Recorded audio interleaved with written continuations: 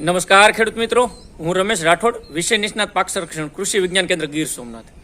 ખેડૂત મિત્રો, હવે ધીમે ધીમે ઉનાળુ ઋતુ પૂરું થશે અને ઉનાળુ ઋતુ પછીની અગત્યની ઋતુ કહી શકાય એટલે ચોમાસુ ઋતુ, આમ તો ખરીફ ઋતુ આપણે કહેતા હોઈએ અને એની અંદર અલગ અલગ પાકોનું આયોજન કરતા હોઈએ. પરંતુ પહેલા જમીન સૌથી મહત્વનો અંગ ગણાય છે. એટલે હવે જમીનની કાળજી, જમીનની તૈયારી ગણો, જમીનનું પોષણ ગણો, જમીનનું સુપોષણ ગણો, અથવા જમીનને કઈ રીતના મજબૂત કરવી અને એ પાસાઓ ઉપર ખાસ કરીને ધ્યાન દેવાની જરૂર હોય. એટલે કે આ સમય જે છે ખાસ કરીને એપ્રિલ, મે અને 15 જૂન સુધીનો, એટલે કે એ સમય દરમિયાન જે અલગ અલગ પદ્ધતિઓથી ખેડ કાર્યો, ખેતી, એની અંદર ઉમેરવાના થતા અલગ અલગ પ્રકારના ન્યુટ્રિયન્ટની વાત કરીએ, અથવા તો એને પોષણ માટેની જે વ્યવસ્થાઓ હોય એમાં કયા કયા મુદ્દાઓ, કયા પાસાઓને ધ્યાને રાખવા જોઈએ અને એનાથી આપણે સારામાં સારું ઉત્પાદન લઈ શકીએ. ઘણી વખત આપણે એવું કરીએ છીએ, પાક વાવી દઈએ છીએ, એની સાથે ખાતરો પણ ઘણા બધા નાખીએ, ઉપરથી પણ ખાતરો પુષ્કળ આપતા હોય, પરંતુ એ ઘણી વખત ઘણું મોડું થઈ જતું હોય. કારણ કે જે વસ્તુ પાયાની છે, અગાઉના જે આગોતરા જે પ્લાનિંગના પગલાઓ છે એ આપણે ભૂલી જતા હોઈએ છીએ અને એ નથી ભરતા. એના લીધે ઘણી બધી વખત ઉત્પાદન નથી મળતું અને ઘણી વખત આપણે ફરિયાદ કરતા હોઈએ છીએ. બિયારણનો ઘણી વખત વાંક કાઢીએ, ઘણી વખત ખાતરોની વાત કરીએ, ઘણી વખત આબોહવાના અથવા પરિબળોને, વાતાવરણના પરિબળોનો જવાબદાર ગણતા હોઈએ છીએ. પરંતુ આ બધી જે બાબતો છે એની પહેલાં જે આ જમીન છે એને મજબૂતાઈ માટે શું કરવું જોઈએ. અને આપણે એક જૂની કહેવત હતી, ખેડ, ખાતર અને પાણી, ધાન્યને લાવે તાણી. આ કહેવત હવે જૂની થઈ. આ વર્ષો પહેલાં કહેવત જ્યારે કહેવાતી, હવે આ 21મી સદીની અંદર ટેકનોલોજીના યુગમાં આપણે જઈએ. હવે આ કહેવતને ફેરવીને આપણે જો ફેરવવી હોય તો ખેડ, ખાતરને પાણી, ધાન્યને લાવે તાણી. પરંતુ જો ખેતી પદ્ધતિઓ કરીએ જાણી. હવે દરેક ખેતીની પદ્ધતિઓમાં બિયારણ, ખાતર, દવા, એના ખેડ કાર્યો, અલગ અલગ પ્રકારના નવી ટેકનોલોજીનો ઉપયોગ, આ બધું જ કરીએ તો ખૂબ સારું ઉત્પાદન લઈ શકે. અને એની બધી વાતો, જે મારા અનુભવો છે, ખેડૂતોની જે સારી પદ્ધતિઓ છે, એની વાતો આજના વિડીયોની અંદર કરવી છે. તો વિડીયો મિત્રો પૂરેપૂરો જોજો, વિડીયોને સમજવાની કોશિશ કરજો. પછી તમને યોગ્ય લાગે તો તમારી ખેતીની અંદર એને સુધારા કરવા માટેના અપનાવવાની કોશિશ કરજો. તો એ વાત શરૂ કરવી પહેલાં આપ સર્વને ખાસ વિનંતી છે, મિત્રો, આ ચેનલની અંદર નવા હો તો આપણે આ ચેનલને સબસ્ક્રાઇબ કરી લેજો. ઘંટડીના બટન ઉપર ક્લિક કરશો એટલે ઓલ નોટિફિકેશન આવી જશે, એના ઉપર સેટ કરી દેજો. એટલે તમામ પ્રકારના વિડીયો તમને ઘર બેઠા મફતમાં મળી જાય. તમારે જોવાના છે ખેતીલક્ષી વિડીયો છે, જે ધંધા સાથે આપણે સંકળાયેલા છે, એના માટે દરરોજની 10-15 મિનિટ આપો અને ખેતીલક્ષી આવી સારી બાબતો, સારી માહિતીઓ જે મળતી હોય, જ્યાંથી મળતી હોય, તટસ્થપણે મળતી હોય, કોઈ એડવર્ટાઇઝમેન્ટ વગરના ભાગની અંદર મળતી હોય, કોઈ સ્વાર્થ વગર તમને મળતી હોય, એ બાબતો જોઈ અને એને અપનાવવાની કોશિશ કરજો. તો મિત્રો, મેં કીધું એમ ખેડ, ખાતરને પાણી, ધાન્યને લાવે તાણી. પહેલાં ખેડ સારી કરતા, ખાતરોનું વ્યવસ્થાપન સારું કરતા અને પાણી હોય, આ 3 વસ્તુ ખેડૂતો કરે એટલે એને ખૂબ સારું ઉત્પાદન મળતું અને એનાથી સંતોષ માની લેતા. પરંતુ સમય બદલાણો છે. આ 30-40 વર્ષ પહેલાંની હું વાત કરું, આજના આધુનિક યુગમાં 21મી સદીની અંદર હવે તો આપણે ઉત્તમ ખેતી કરવી હોય તો એને માટે અલગ અલગ પ્રકારની પદ્ધતિઓ અપનાવી છે. ખેડ, ખાતર અને પાણી, આ ત્રણેયને અલગ અલગ ભાગની અંદર વહેંચીએ તો ખેડ ખૂબ મહત્વનો અંગ છે. ઘણા બધા મિત્રો, જ્યારથી આ રોટાવેટરનો આવિષ્કાર થયો છે, જ્યારથી રોટાવેટર આવવાથી ખેડૂતોને ઘણી પદ્ધતિઓ સરળ પડી છે, પણ તેની સાથે સાથે એના દુષ્પરિણામો પણ જોવા મળે છે. હું એવું નથી કહેતો રોટાવેટર ખરાબ છે.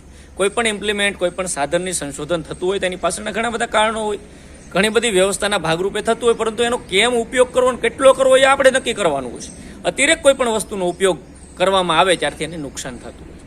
પહેલાં જૂના સમયની અંદર આપણને યાદ હશે, બળદથી ખેડ કરતા, ક્યારેક ટ્રેક્ટર નહોતા, ધીમે બળદથી લાકડાના હળ વડે ખેડ કરતા. આ વર્ષો પહેલાં આપણા દાદા વખતની વાત કરું છું. આપણા બાપા વખતે બળદથી, લોખંડના પાવડીથી, એક પાવડીથી હળથી આપણે ખેતી કરતા. ત્યારબાદ સમય બદલાણો છે. 20 વર્ષની અંદર ટ્રેક્ટરો આવ્યા. ટ્રેક્ટરની અંદર પહેલાં 3 પાવડીવાળા હળથી ખેતી કરતા, પછી 2 પાવડીવાળા હળ આવ્યા. ધીમે હોર્સ પાવરની અંદર વધારો થયો. 35 હોર્સ પાવરના ટ્રેક્ટરોમાંથી 45, 55, 65 ધીમે હોર્સ પાવરો વધતા ગયા. હળની ખેતીમાંથી હવે રોટાવેટરની ખેતીમાં આવ્યા. સીધું જ રોટાવેટર મારી દઈ અને ખેડ રોટાવેટરથી કરી અને આપણે ખેતી કરતા થઈ ગયા.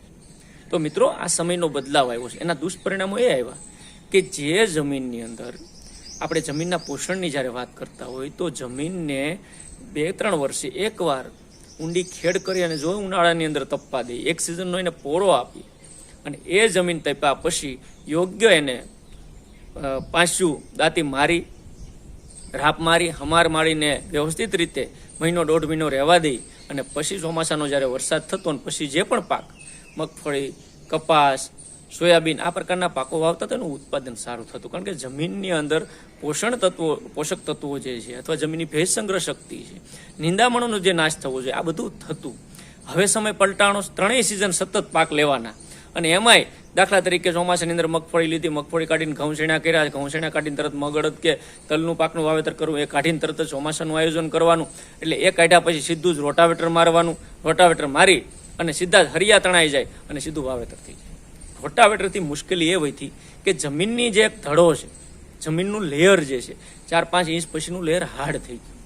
એટલે જે મગફળીને પોચાણવાળો ભાગ જોઈએ, જે મગફળીને સૂયા બેસવા માટે યોગ્ય વાતાવરણ જોઈએ, એ વાતાવરણ મળવાને ન મળવાને લીધે એનું નુકસાન થાય. તો આ નુકસાનીઓમાંથી નીકળવા માટે પણ ઘણું બધું મિત્રો કરવાની જરૂર છે. રોગ જીવાતના પ્રશ્નો પણ દિવસે દિવસે વધતા જાય છે.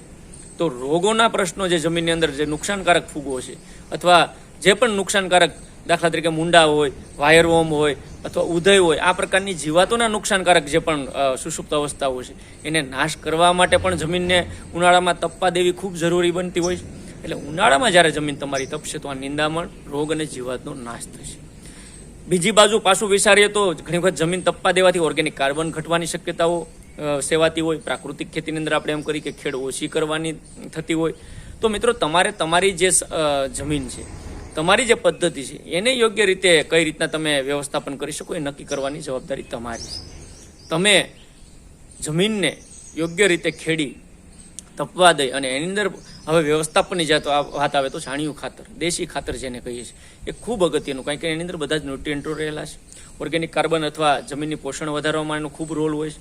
પરંતુ મુશ્કેલી ઘણી વખત એ થતી હોય કે બધા જ ખેડૂતોને આ વ્યવસ્થાપન કરવું ખૂબ મુશ્કેલ બનતું હોય અથવા કરી ન શકતા હોય. તો એના માટે ઘણા બધા રસ્તાઓ છે. આજ માર્કેટની અંદર જે પણ આના પોષણ માટેના 50 કિલો 40 કિલોની બેગ લઈ અને સોઇલ કન્ડિશનરના નામે, જમીન સુધારકના નામે ઘણા બધા લોકો ભ્રામક પ્રચારોથી ઘણી બધી વસ્તુઓ સારી નરસી માર્કેટમાં વેચાતી હોય છે. ખેડૂત મિત્રો આ વસ્તુ ખરીદતા હોય છે. ઘણા બધા મિત્રોના મેસેજ આવે ખૂબ સારા પરિણામો મળે, ઘણી વસ્તુના પરિણામ જ નથી મળતા. તો માર્કેટની અંદરથી આ બધી વસ્તુ લેવા કરતાં પોતાના ખેતરમાં પોતે જો આ વસ્તુ બનાવવાનું શરૂ મિત્રો કરો. જ્યાં છાણિયું ખાતર છે એ વ્યવસ્થિત રીતે ખાતરને શેડવીને જમીનની અંદર ઉમેરવાનું શરૂ કરે. જે લોકો પાસે સારું છાણિયું ખાતર હોય એ ઘન જીવામૃતના સ્વરૂપમાં પરિવર્તન કરે, ઘન જીવામૃત બનાવે, પછી એને પાયાના ખાતર તરીકે જેમ ડીએપી નાખીએ અથવા પાયાના ખાતરો નાખીએ એમ ઘન જીવામૃતને પાયાના ખાતર તરીકે નાખીએ. ત્રીજી પદ્ધતિ અને અળસિયાના ખાતરને બનાવીને તમે યોગ્ય ફોર્મની અંદર જમીનની અંદર આપો. તો આ જમીન સુધારવા માટેના અંગો છે કે એ તમને કામ કરશે. માર્કેટની અંદર કદાચ તમારી પાસે પશુપાલન અવેલેબલ ન હોય તો માર્કેટની અંદર આ ઘન જીવામૃત, અળસિયાનું ખાતર, આ પ્રકારના ઘટકો મળતા એનો પણ ઉપયોગ કરીશું. મારી એટલી જ વિનંતી છે કે આ પ્રકારની સારી પોષણની વ્યવસ્થાઓ જો તમે જમીનમાં કરશો તો રોગ જીવાત, નિંદામણ ઘટશે, યોગ્ય જમીનની વોટર હોલ્ડિંગ કેપેસિટી જેને કહીએ ભેજ સંગ્રહ શક્તિ વધશે, તમને પાકનું ઉત્પાદન મળશે. તો આ મુદ્દાઓ ધ્યાને રાખવા. આજે અલગ પ્રકારના ખોળ, એરડીનો ખોળ, લીંબોળીનો ખોળ, મગફળીનો ખોળ, આ પ્રકારના ખોળ કે જેની અંદર ઘણા બધા લીંબોળી અને એરડીના ખોળ વાપરવાથી જીવાતો, રોગોનું નિયંત્રણ પણ થાય છે.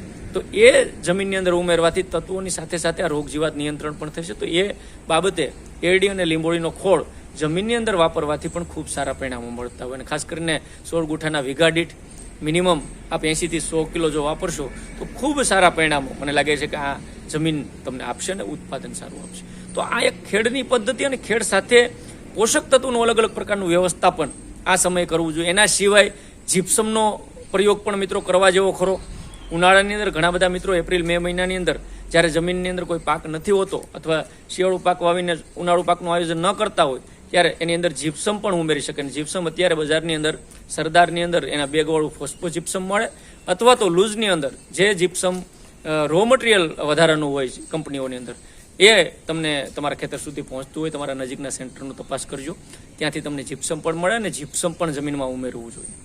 જમીનનો ભરભરી બનશે, જમીનનો બાંધો સુધરશે, જમીનની અંદર હવાની અવર જવર વધશે એટલે 100% ઉત્પાદન આપશે અને તો જ તમને ઉત્પાદન સારું મળશે. એટલે જમીનને ખેડ, ખાતરને પાણી, એટલે આ ખેડની વાત, જમીનની વાત ખૂબ મહત્વની છે.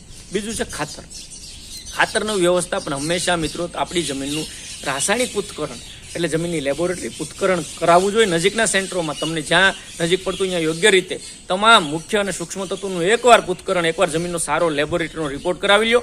અને જે તત્વો મગફળી, સોયાબીન, કપાસ, શેરડી, XYZ જે પાક વાવા છે એની ભલામણ આવે એ પ્રમાણે ખાતરનું વ્યવસ્થાપન કરો. એટલે ખેડ પછી ખાતરનું એટલું જ મહત્વ છે. અને પાણી, ઘણી જગ્યાએ પાણીની ખૂબ સગવડ છે એટલે ખેડૂત મિત્રો એવું માને છે કે પાણી પુષ્કળ પ્રમાણમાં પાકને આપવું જોઈએ.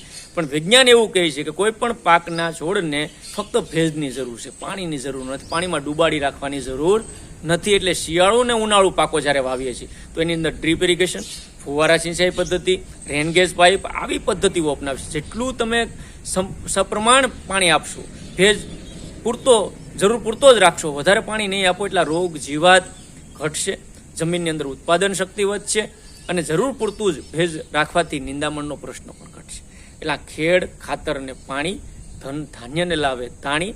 જો મેં કીધું એમ આ બધી જ પદ્ધતિઓ કરીએ જાણી તો વૈજ્ઞાનિક અભિગમ સાથે આ પદ્ધતિઓ આવતા દિવસોમાં હવે જે સિઝન છે એમાં કરીએ.